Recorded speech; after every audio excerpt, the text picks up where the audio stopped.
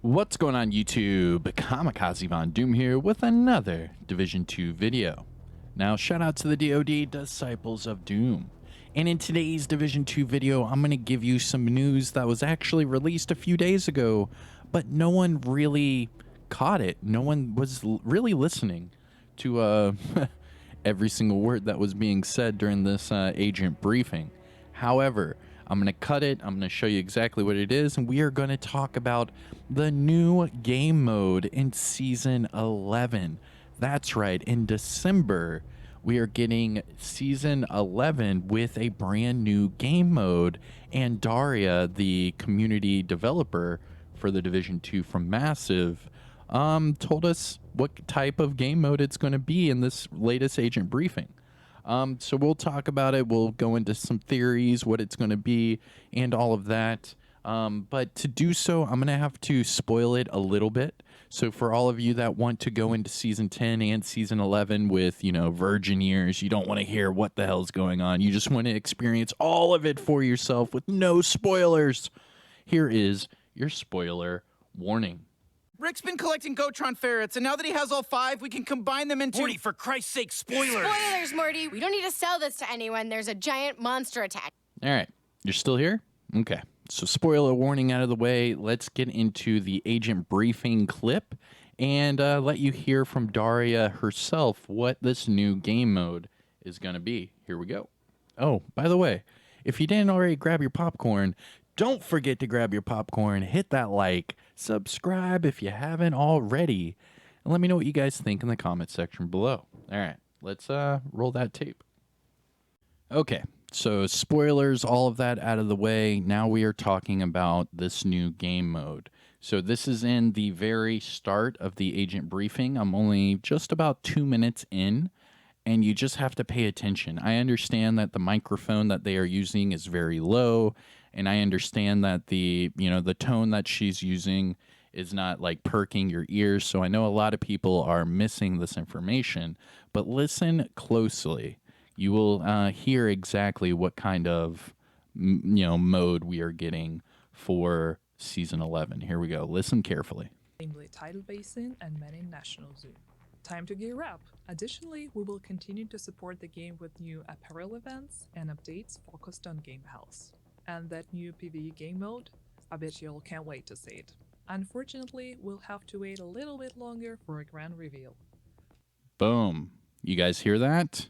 Did everyone hear that?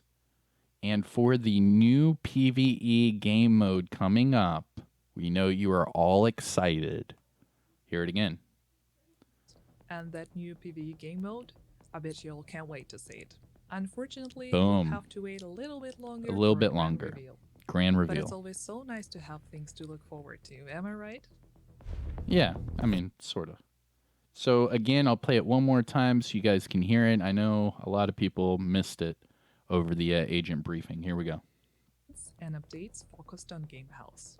And that new PvE game mode, I bet you all can't wait to see it. Unfortunately, we'll have to wait a little bit longer for a grand reveal. But it's always Boom. so nice to have things to look forward to, am I right? I mean, yeah, you're right. You're right. It is nice to look forward to it. And that is from the agent briefing from the Division 2. That is Daria, the the community developer, talking about what's, to come in the Division 2. And right then and there, I'm sure all of you are excited about the new PvE game mode coming up in Season 11. They are working on it, and they're ready to reveal it. So let's go back to the base and do a little deep dive. Here we go. All right, enough with all that. I understand it was a very short clip. So it's going to be a PvE game mode. You heard it from Daria herself from the agent briefing. We all know that a lot of you are excited about the new PvE game mode coming into Season 11, but they are not, ready to talk or reveal anything about it yet. So, sit back and wait for a further, announcement later on. Now, right away, a lot of people are automatically going to be turned off and be like, it's not PvP, it sucks. But you have to remember that the developers and Yannick, more specifically, the creative director has already publicly announced months ago that they do not have a PvP dedicated team in place as of yet. They had to redo their entire development team from the ground up, and they are just now at full force for PvE. However, they do not have a dedicated dev team for PvP. Therefore, if you've noticed, with that agent briefing as well, they have released a ETF, a elite task force, where the community get to commingle with the developers and talk about bugs, issues, recommendations, things like that that the community might want that the developers could implement. However, remember that they don't have a dedicated PvP team. So in this whole dedicated PvP ETF and dedicated PvE ETF for ETF Foxtrot, I'm starting to understand that the devs are starting to build a PvP team. So that way they can work with the PvP ETF and start getting all of these changes. That way, once they get, PvP well-rounded, then the game as a whole should be good to go. Similar to how the Division 1 is right now, and how after title update 1.8 for the Division 1, after that, the game was pretty much well-rounded and everyone was good to go. And then they moved on to the next game. So what I'm theorizing, and here we go, let's put on our tinfoil hats. Oh, a little bit of Alex Jones up in this beast. And what we're going to do is we're going to talk about what if, right? Because before, my theory was that Season 11 would bring in a PvE VP game mode, where you could fight against each other or fight against the AIs, doesn't matter. However, with Daria saying that it will be a PvE game mode, that does not have anything to do with players versus players. So PvP, you're going to have to sit back until year 5. So here's my theory, right? So year 4 has been dedicated to giving the PvE community everything they want and need as far as a replayability aspect. Now they have, Kinley College, they have the Summit, they have the Countdown, they have all legendary strongholds, because in Season 10, we're going to get the other 2 strongholds as legendary. So we're going to have every stronghold as a legendary mission. Then we are getting a new PvE game mode in Season 11. Mix that with the open world activities, the 2 raids, and all of a sudden you have a laundry list of things you could do as a PvE player in the Division 2. It sounds amazing, right? It means that the replayability is through the roof. Today I could, do some control points. Tomorrow I could do some Summit. The next day I could probably do some strongholds. And it goes on and on for PvE. As you can tell, I keep saying PvE. Now that is leaving out the PvP part of the community, and in which, I'm also a part of. I love playing PvP. For the Division 2, I tend to go more towards Conflict because it's just straight PvP, no NPCs, no anything at all, no distractions, just straight up PvP. And I play it every day, whether it be on Xbox, PlayStation, or PC. I'm on Conflict every single day, even still. And we all know that right now the Dark Zone is plagued with damage glitches, with shield glitches, with armor glitches, with just cheaters and, and the whole aspect of it. And Conflict seems to be, the lesser of the 2 evils. You can still PvP, and you don't get as much cheaters. You still do get cheaters, but just not as much. Anyways, what I'm getting at is that year 4 seems to be the final nail in that PvE coffin to get everyone in the PvE side of things happy, right? Because we also have seasons. We're also doing, the manhunts, the league events, all of that crap on top of everything else I already listed for PvE content.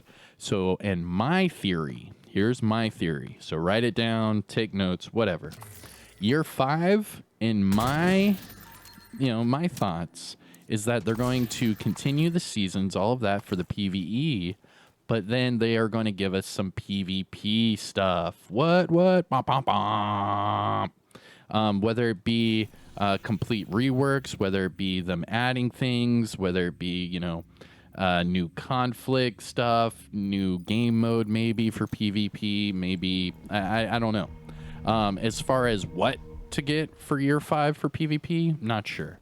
However, I am convinced that year 5 might be that final bridge to the community where it's like, hey guys, we gave the PvE people everything they want and need. They are the money makers in this community, which I agree. The PvP people are dedicated. They're going to buy everything. They're going to play everything. They're going to enjoy everything and give the developers money. And then the PvP people who are all upset, either went to Destiny or Div 1 or whatever it is, they can now focus on bringing those players back as well, maybe getting some like apparel events that like aim towards like rogues and manhunts and hunters and things like that, because we all know as PvP people, we love the rogue outfits, we love the hunter outfits, we just love the tactical, PvP look, which we all go for. I get it.